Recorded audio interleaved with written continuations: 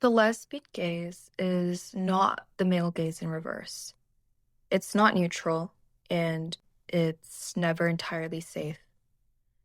It's a language built on scarcity. Scarcity of images, scarcity of permission, and scarcity of certainty. It's desire that survives under a certain kind of erasure.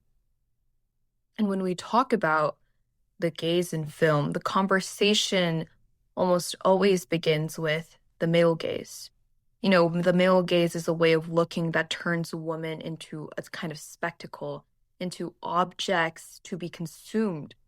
But what about when the desire exists outside of that system, when it's not backed by this saturation of culture and it develops inside these margins and there isn't really representation of that. And that is where queerness and, the queer gaze, lesbian gaze, that's where it lives. And it doesn't look the same. Because when the world doesn't give you mirrors, you learn to build desire. You learn to build desire out of fragments. And a really good example of this was a movie that I watched recently, Pariah. Alike, I think that she has this really good example of like the way she kind of stares. It's like this, it's not like this like uninterrupted, like this entitlement that a lot of there's a scene where like men are just like looking. It's not this entitled stare of the male gaze. It's more like kind of like an act of assembly, like you're stitching together like scraps that you're given is what is the best way I can describe it. And okay, so Bell Hooks, she called this like the oppositional gaze, and specifically women of color, specifically Black women, looking back has been historically dangerous. To have your eye meet someone else's eyes is an act of defiance, and that carries consequences. But when you're also queer, that risk doubles. Looking is never just about desire. It's, if your gaze will be punished, if you're recognized, it's also about safety in a way. Um, so this scarcity, it doesn't just mean a lack of representation. It shapes the mechanics of desire itself. It teaches you to look without being caught. You want to memorize without touching. You want without a kind of certainty. And another one of my favorite movies, shameless plug, I talked about it in my previous video before, but in The Portrait of the Lady on Fire, and I had the pleasure to watch it again. Every time I watch it, I just see so many different new tidbits, and I love it so much. But, Marianne can only paint, the plot was Marianne can only pay Heloise in secret. She studies her in these stolen glances, the way Heloise's hands rest or her mouth can like tighten or like, like how she smiles or whatever. And there's this moment where she turns back to her. It's not anything, but it's like, it's like always this idea of like, do I want her or do I want to be her? And I feel like I get that, I get that so much, bro.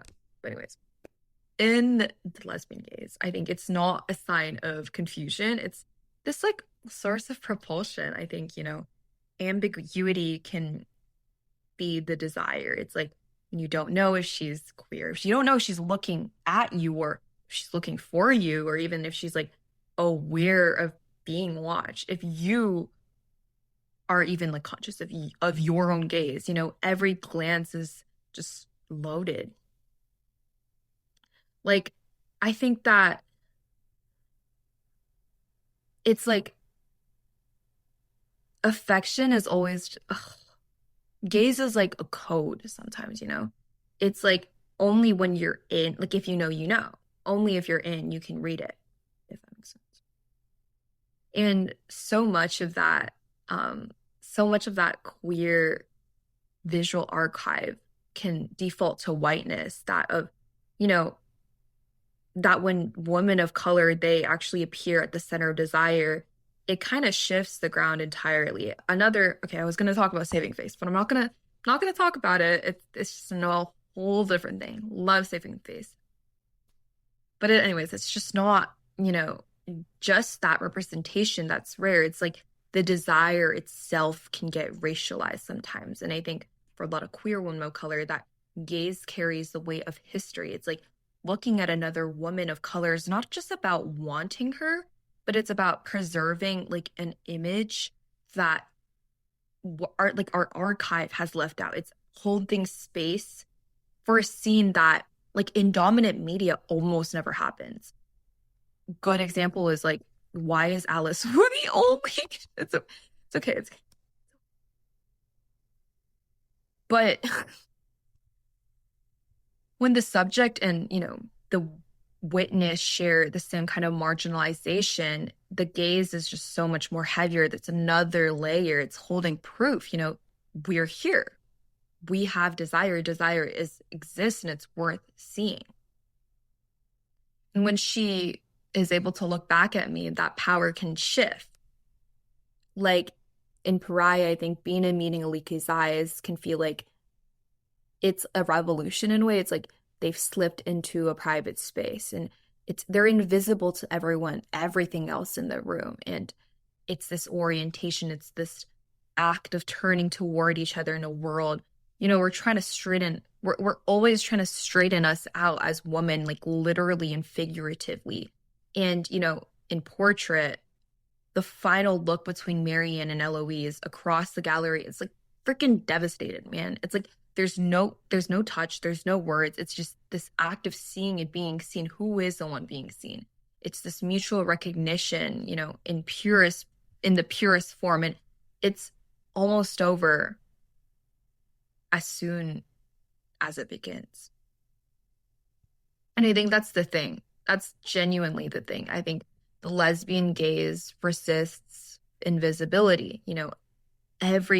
The queer gaze in general. I'm sorry. I'm just I think every glance says, we can exist and we desire and we refuse to disappear, right? And basically, I was inspired to talk about this in my queer love stories class at Smith pre-college. I shout out Smith, love that school.